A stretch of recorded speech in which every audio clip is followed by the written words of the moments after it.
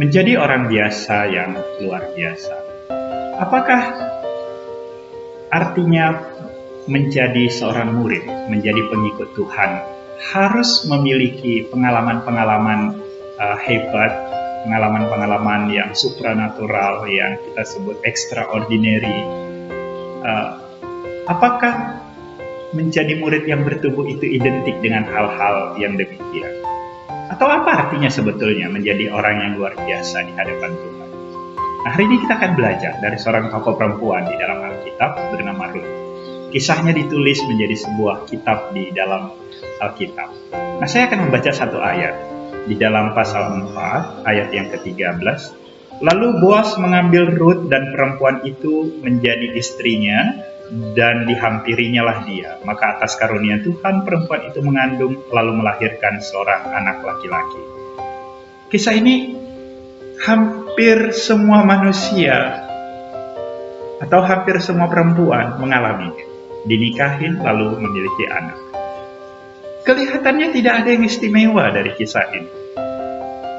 Kalau kita membaca bahkan seluruh pasal di dalam kitab Ruth ini hanya cerita seorang perempuan yang ditinggal mati suaminya, seorang janda muda yang tidak punya anak dan memutuskan untuk mengikut mertuanya.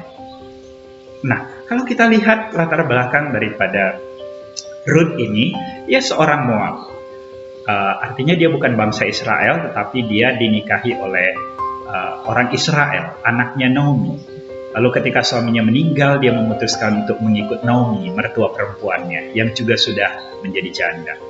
Lalu mereka kembali ke Israel. Kalau kita baca di dalam awal kitab ini, Naomi bersama keluarganya itu hijrah ke daerah Moab karena ada kelaparan di Israel. Lalu setelah suaminya, anak-anaknya meninggal, dia kembali. Dan Ruth memutuskan untuk mengikut Naomi. Ruth mengikut Naomi, seorang janda yang miskin, tidak punya apa-apa lagi. Bahkan ketika sampai di Israel, Ruth menempati strata sosial yang paling rendah. Itu sebabnya dia untuk memenuhi kebutuhan hidupnya pergi ke ladang di mana sedang ada panen, dan dia mengutip bulir-bulir gandum yang disisakan kepada orang-orang miskin, kepada orang-orang buangan. Jadi Ruth ini menempati strata sosial yang paling bawah di dalam lingkungan sosial Israel ketika itu. Nah, ia juga seorang yang biasa-biasa gitu ya. Dia bukan perempuan yang wow gitu, sehingga ketika dia harus memenuhi kebutuhan rumah tangga, dia justru hanya melakukan hal yang dia bisa lakukan di tengah-tengah status sosialnya. Nah, ia harus menopang kehidupan mertuanya yang sudah tua. Tetapi apa yang ditunjukkan dari kehidupan Ruth? Ada kualitas yang ditunjukkan dari kehidupan Ruth yang biasa-biasa ini. Yang pertama, ia memiliki iman kepada Yahweh. Waktu perjalanan kembali ke Israel, temannya dia, menantunya Naomi yang lain, itu memutuskan kembali kepada keluarganya. Tetapi Ruth mengikut mertuanya karena apa? Dia bisa menyaksikan Allahmu lah Allahku. Ada iman kepada Yahweh di dalam diri Ruth. Ia dikenal sebagai perempuan baik-baik. Ketika ia bertemu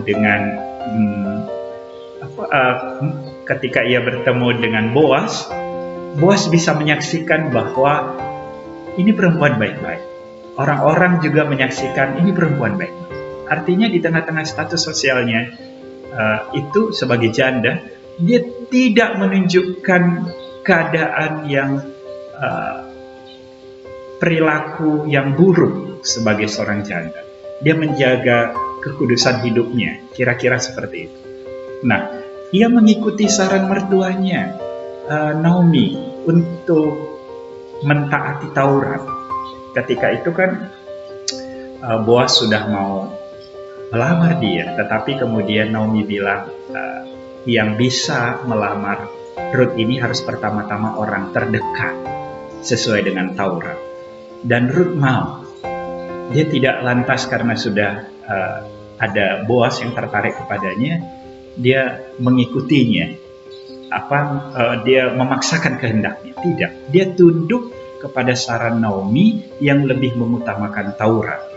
Tetapi kemudian orang-orang itu tidak taat kepada Taurat, ya sudah.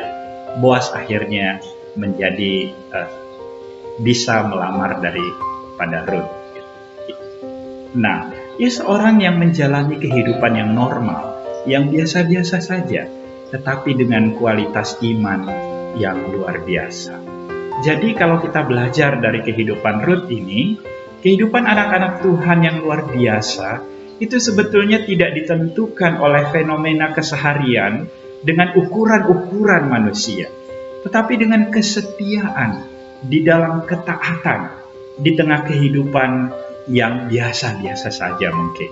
Mungkin di antara kita hanya seorang ibu rumah tangga, seorang pegawai negeri biasa, bukan kepala dinas eselon 1, eselon 2 mungkin. Kita menjadi seorang guru swasta yang biasa juga, bukan guru swasta di sekolah terbaik, ternama yang dipilih untuk mendampingi anak-anak olimpiade nasional, internasional. Mungkin kita juga seorang pegawai kantoran dari perusahaan swasta yang biasa melakukan hal-hal rutin, seorang admin, seorang marketing gitu ya. Atau kita seorang warga gereja yang juga biasa, ya sebagai jemaat gitu. Tetapi di tengah-tengah kehidupan yang biasa itulah justru kita dapat menyaksikan akan kualitas iman kita. Rut menjadi teladan bagaimana hidup orang beriman di dalam kehidupan yang biasa saja. Kehidupan yang normal saja. Seperti pada umumnya orang-orang di dunia ini. Tetapi dengan menjaga hidup yang diperkenan Tuhan. Ia menjadi nenek moyang Daud. Bahkan Yesus lahir dari garis keturunannya.